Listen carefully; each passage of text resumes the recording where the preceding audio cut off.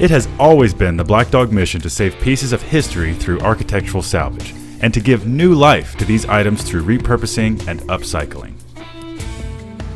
And over the years, we have assembled a team of master craftsmen to help us breathe new life into these old treasures. Yeah, it's hard work, but someone's got to do it. What's up? Tay Whiteside here with Black Dog Salvage in Roanoke, Virginia. And I'm on the roof. We have been fortunate to share this passion with you on our television show, Salvage Dawgs, on the DIY Network.